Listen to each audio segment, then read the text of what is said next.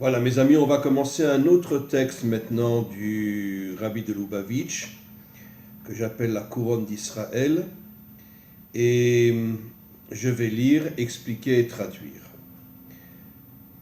En hébreu, le verset dit Pada beshalom nafshi. Essaye de sauver mon âme, mikrav li. Krav veut dire les combats. De tous les combats que je mène dans ce monde, Kiberabi mayo imadi. Parce que je cherche à ce que beaucoup de personnes s'associent à moi. En vérité, comme disent nos maîtres au tout début du Sefer Bereshit, le monde a été créé bemidat adin. Ça veut dire on vit dans un monde de rigueur. Et pourquoi? Parce que nous avons, comme dit le verset, mikrav li, nous avons beaucoup d'épreuves dans ce monde, de souffrances dans ce monde. Et pourquoi? Pourquoi Hachem nous a mis dans un monde d'épreuves, de souffrances, les guerres, les épidémies, ne parlons pas de tout ce qu'Israël a traversé depuis 3000 ans sur 4000 ans d'histoire, 4 exils, des catastrophes inimaginables. Pourquoi? En vérité, comme je l'ai déjà expliqué, c'est pour faire de nous des hommes forts, de véritables guerriers. Évidemment, la grande majorité, face à une épreuve, face à une difficulté, s'écroule complètement. Mais grâce à Dieu, il y a une minorité qui comprend que l'épreuve est là pour faire de toi un homme fort, un guerrier véritable. Et c'est la raison pour laquelle on est dans un monde d'épreuves, un monde de difficultés. Maintenant, la question est pourquoi Dieu veut faire de nous des guerriers? Parce que c'est l'homme authentique. L'homme authentique, comme on le sait, l'exemple du Ham Israël, du peuple juif, c'est David. David qui était un guerrier inimaginable. Des fois, il se battait seul contre 200 Philistins, il arrivait à les tuer tous.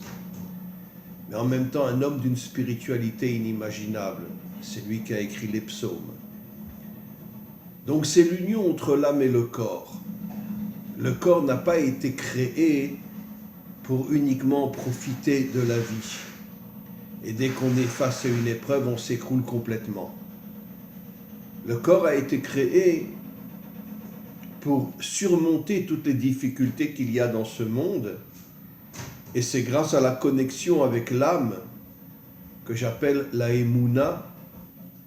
La Emouna, c'est-à-dire cette confiance absolue en Dieu, où je prends conscience que toutes les difficultés que je traverse, c'est pour faire de moi un homme fort.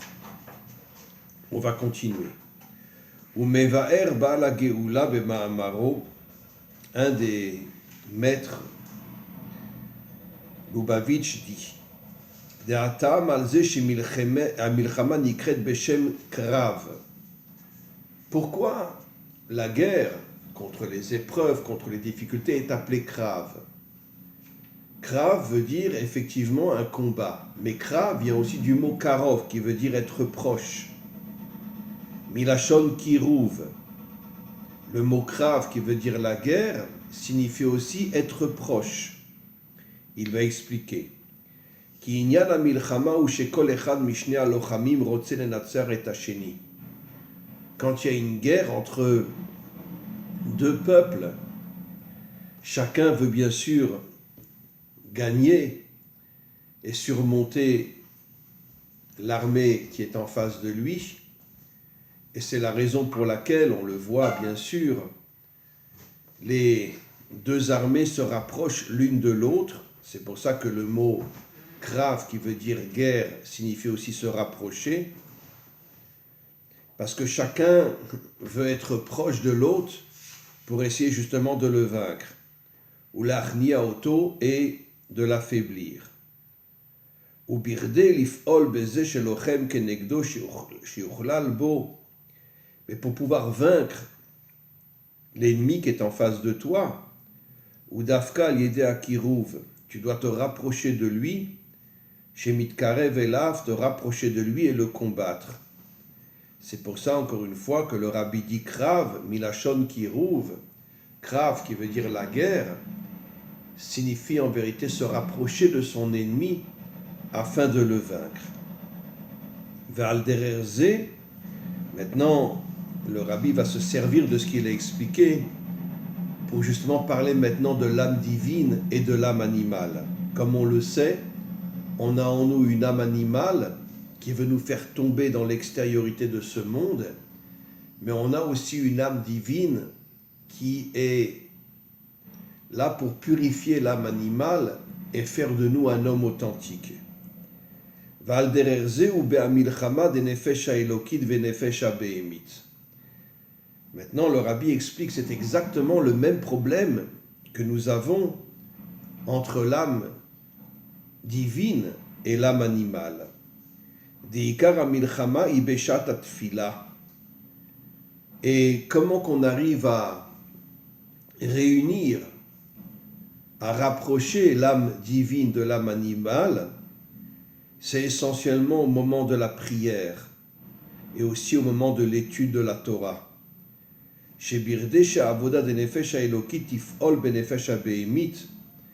Parce que pour que l'âme divine puisse purifier l'âme animale,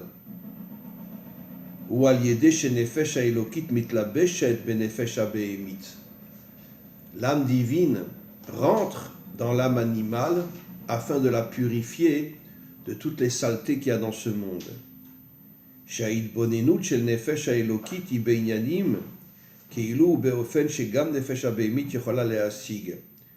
Lorsque l'âme divine rentre dans l'âme animale, l'âme divine donne à l'âme animale une connexion avec Dieu, une connexion avec la Emouna, et à ce moment-là, l'âme animale se nettoie de toutes les saletés qu'il y a dans ce monde, et elle se connecte à l'âme divine.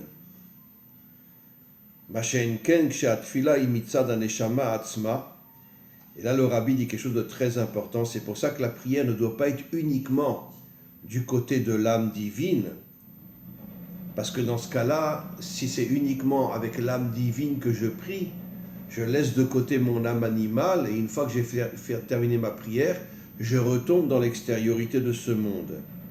Ena poelet benefesh habehemit. Quand on prie uniquement avec l'âme divine, on n'est plus connecté à l'âme animale, comme on va le voir par la suite. En vérité, comme je l'ai déjà souvent expliqué, mais c'est un texte qui est tellement incroyable, comme je dis toujours que pour moi, l'un des plus grands maîtres de tous les temps, c'est le Rabbi de Lubavitch. Il explique qu'en vérité, qu'est-ce que ça veut dire prier uniquement avec son âme? Ça veut dire un homme qui est complètement déconnecté de ce monde. C'est ce qu'on appelle les religions, y compris la religion juive. Comme dit Marx, la religion, c'est l'opium des peuples. Elle est là pour nous détruire. Et donc, quand un homme est complètement déconnecté de ce monde, il ne cherche pas à purifier son âme animale. Il vit dans un monde religieux. Il vit avec le dos tourné par rapport à ce monde. Il croit qu'il est connecté à Dieu, mais en vérité, il n'est absolument pas connecté à Dieu. Parce que qu'est-ce que nous explique le Rabbi de Lubavitch?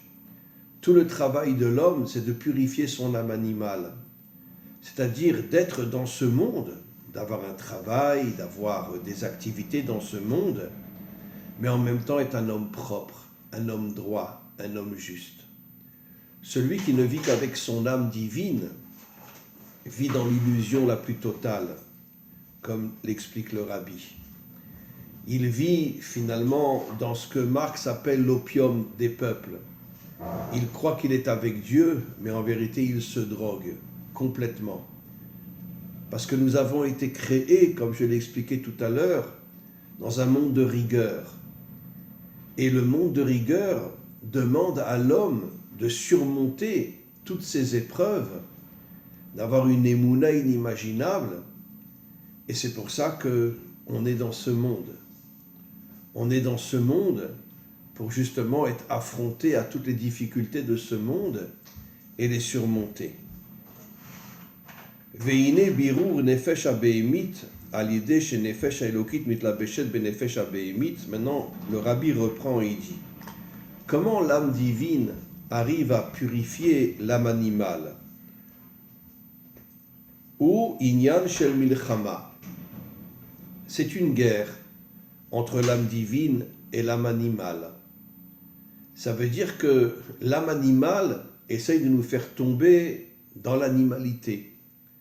L'âme divine veut purifier l'âme animale et faire de nous un homme droit, un homme propre, un homme juste, un homme authentique.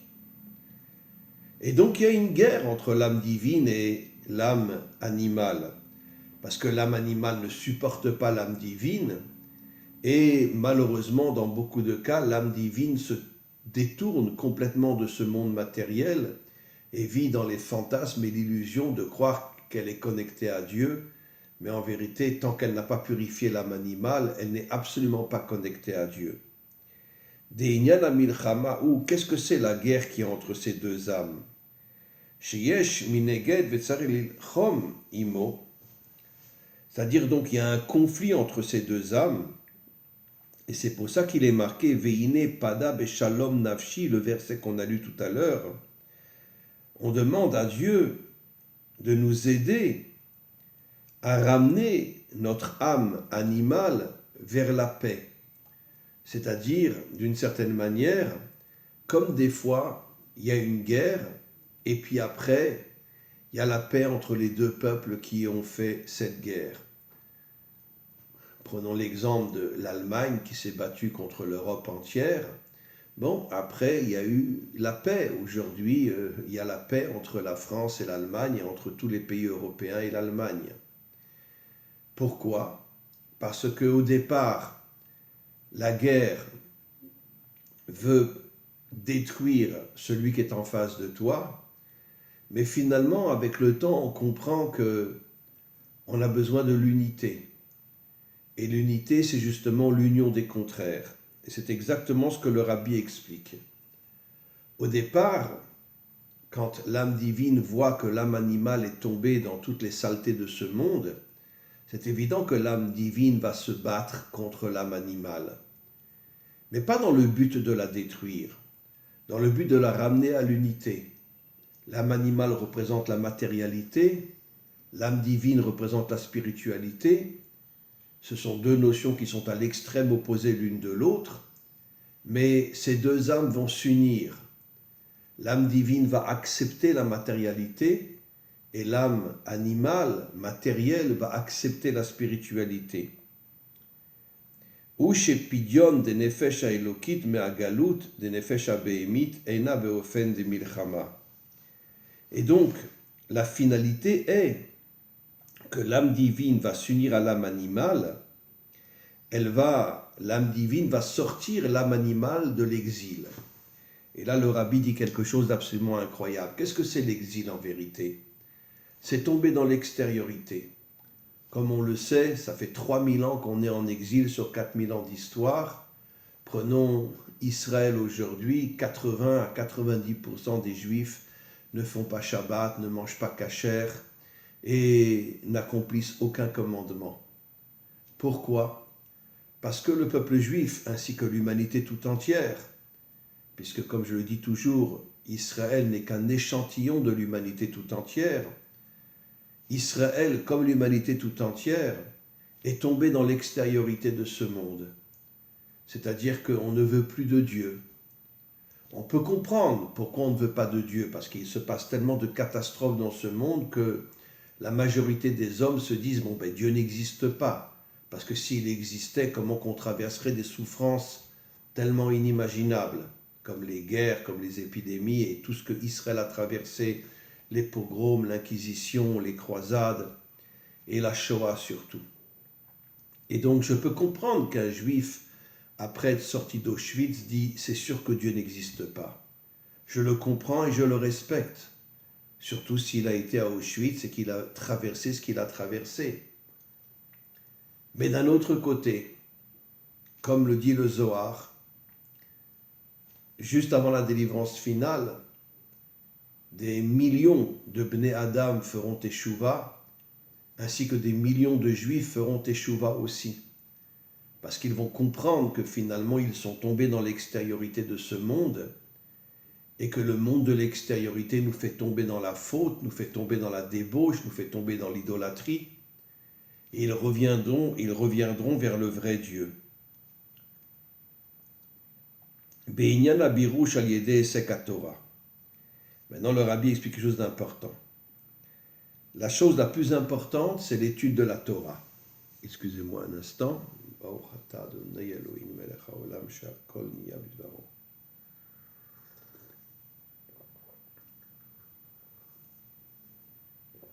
Je bois du café turc. C'est mon café préféré. Quelques secondes et j'ai fini.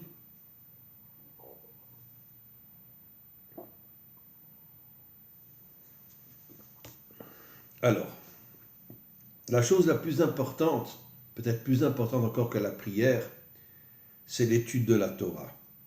She'ulo beder milchama. She'al-yedei gilui ora Torah. Alors, she'ulo beder milchama.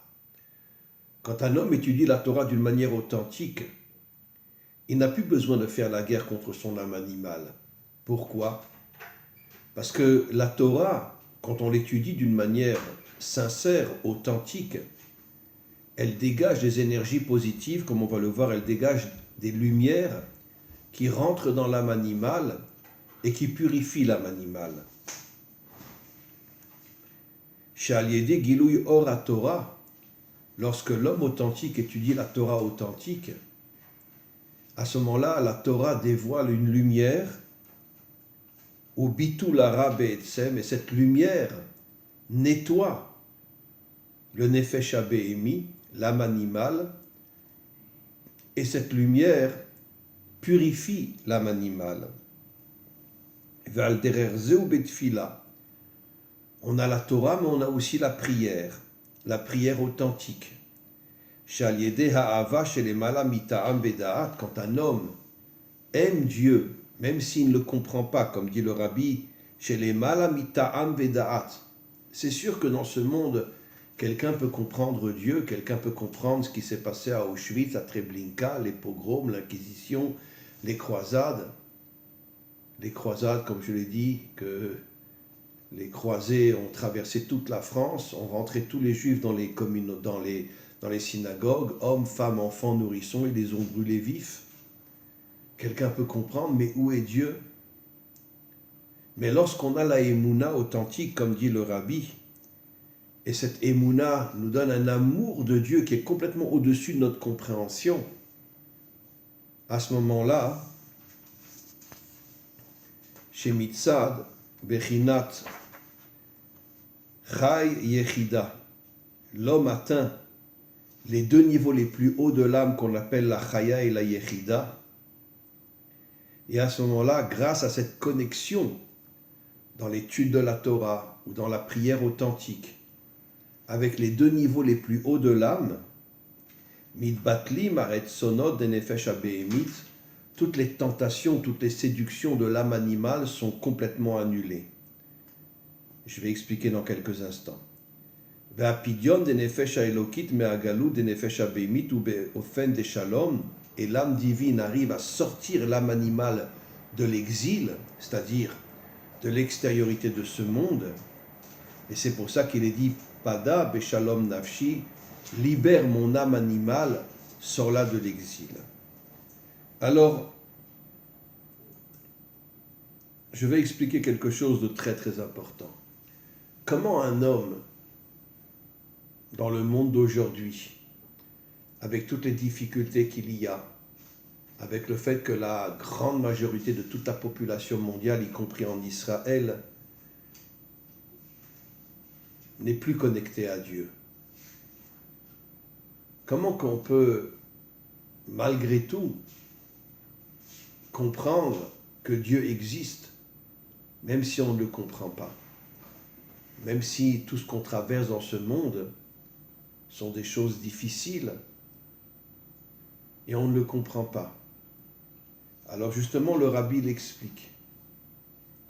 Il le dit d'une manière extraordinaire. Qu'en vérité, comme on le sait, il y a 5 niveaux dans l'âme. Le nefesh, le ruach, la neshama, chaya, yechida. Quand un homme est un homme authentique, il arrive à se connecter aux deux niveaux les plus hauts de l'âme, qui sont complètement au-dessus de ce monde. Et quand il se connecte à la Chaya et la Yechida, la Chaya représente la Chokhma, c'est-à-dire la sagesse divine. La Yechida, c'est le Keter, la couronne de Dieu. Comme on le sait que Dieu, quand un homme se connecte authentiquement à lui, il lui donne une couronne pour faire de lui un roi, comme la femme donne la couronne à son mari. Et donc, quand un homme a cette capacité de se dire « Écoute, Dieu, je ne te comprends pas. Je n'ai aucune explication à tout ce qui se passe dans ce monde. Mais d'un autre côté, je sais qu'un jour tu nous expliqueras tout ce qui s'est passé dans ce monde. Alors, je vais m'élever au-dessus des trois niveaux de l'âme qui sont tout en bas, le Nefesh, le Roi, la Neshama, et je vais essayer de m'élever grâce à l'étude de la Torah, grâce à la prière. Je vais essayer de m'élever à des niveaux qui vont me permettre une connexion avec toi, qui va d'une certaine manière sortir mon âme animale de l'exil, c'est-à-dire de l'extériorité de ce monde. Et même si, encore une fois, je ne te comprends pas, mais j'ai une confiance absolue qu'au moment de la délivrance finale, tu t'assiras avec l'humanité tout entière et tu expliqueras tout ce qui s'est passé dans ce monde. Mais pour qu'on puisse le comprendre, tu vas élever notre intelligence à un niveau qui est complètement au-dessus de ce monde et tu feras briller une lumière dans notre cerveau qui nous permettra de comprendre tout ce qui s'est passé. Umevoar Sham. Je vais expliquer, dit le Rabbi. Qu'est-ce que signifie véritablement? Libère mon âme animale et fais-la rentrer dans le shalom avec l'âme divine. C'est grâce au niveau le plus haut de l'âme qui est la yechida, qui est le secret du Keter, la couronne. En vérité, l'homme ne peut sortir de toutes les fautes de ce monde tout en restant dans ce monde. Parce que je ne parle pas des religieux qui, eux, fuient ce monde et vivent dans l'illusion et le fantasme le plus total. Je parle de quelqu'un qui arrive à ne plus tomber dans l'idolâtrie, dans la débauche, dans la corruption, mais il reste dans ce monde parce qu'il a compris que l'homme authentique, c'est l'union entre l'âme et le corps. Mais pour cela, dit le Rabbi, il faut se connecter à la Yechida. Il faut se connecter au Keter. Et j'explique. Comme on le sait, la couronne fait de l'homme un roi. Et comme je l'ai souvent expliqué, nos maîtres nous disent que qu'est-ce qu'est la définition d'un véritable roi? C'est pas un taré qui est assis sur son trône avec une couronne sur la tête. Nos maîtres nous disent quelque chose d'absolument exceptionnel. Le roi, c'est celui qui défonce tous les obstacles et n'a peur de rien. Ça veut dire qu'il surmonte toutes les épreuves, il surmonte les souffrances. Il a compris que toutes les difficultés de ce monde sont là pour faire de lui un homme fort, un roi. Et donc, d'une certaine manière, après, plein d'hommes et de femmes le suivent parce qu'ils ont compris que c'est un véritable guerrier. Mais parce qu'il est monté au niveau de la Yechida, c'est-à-dire le Keter qui veut dire la couronne, et il est devenu un roi authentique. Des bitul aretzonot de nefesh abehemit, comment on peut annuler tous les désirs mortels de l'âme animale, al yedeh ha'ava shelemala metam vedat, grâce à l'amour de Dieu qui est au-dessus de notre compréhension. C'est pas une chose facile.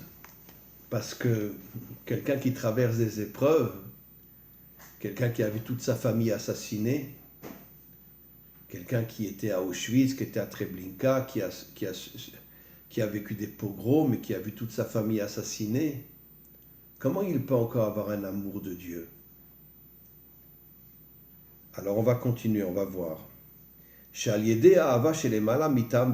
Quand un homme a un amour de Dieu qui est au-dessus de sa compréhension, chez Mitzad Amakif, Urak mipnei sharatson de nefesh habehemit mitgaber al ratson de nefesh haelokit, mitgaber al ratson de nefesh habehemit. En vérité, le rabbi explique quelque chose d'extraordinaire. Un homme doit être connecté à son âme divine, ça veut dire à la spiritualité. Mais ne jamais oublier que sa connexion avec l'âme divine a pour but de purifier l'âme animale. Et donc, lorsqu'un homme se connecte à son âme divine, à ce moment-là, même s'il n'arrive pas à comprendre ce qui se passe dans ce monde, il reçoit une lumière, il reçoit des énergies extraordinaires qui lui donnent le sentiment qu'un jour il comprendra tout ce qui s'est passé dans ce monde. Et cette connexion avec son âme divine lui permet justement de purifier son âme animale. Vous savez que, je l'ai déjà expliqué de nombreuses fois, il y a une anomalie dans la Torah. Les animaux ont été créés le 5e jour et le 6e jour. Et nos maîtres nous disent que les animaux qui ont été créés le 6e jour, ce ne sont pas des animaux authentiques. Ce sont des créatures qui ont une forme humaine, mais qui vivent comme des animaux. Et qui sont la majorité de ce monde. Comme on le sait, les descendants d'Adam et Ève, non-juifs et juifs, sont la minorité dans ce monde. Comme dit Rabbi Nachman dans un texte de la Torah 28, que ce monde est rempli de démons. Qu'est-ce que ça veut dire, il est rempli de démons? De gens cruels, de gens qui ne se soucient de personne, qui ne veulent que le culte de l'ego, l'argent, les femmes, etc. C'est ça un démon. Et donc, la majorité de ce monde, comme le dit la Torah, a été créée le 6e jour, juste avant la création de Adam et Ève. Et en vérité, on les appelle des animaux parce qu'ils vivent comme des animaux, même s'ils ont une forme humaine. Et donc, quand l'homme se connecte à son âme divine, tout en gardant à l'esprit que toute la connexion avec l'âme divine, c'est dans le but de purifier l'âme animale, à ce moment-là, cet homme-là s'élève au-dessus de toutes les fautes et toutes les corruptions de ce monde, et il arrive à purifier son âme animale. Voilà mes amis, on va s'arrêter là aujourd'hui. C'est un cours très important. On le continuera bien sûr. Un cours absolument magnifique. Il y a plusieurs pages.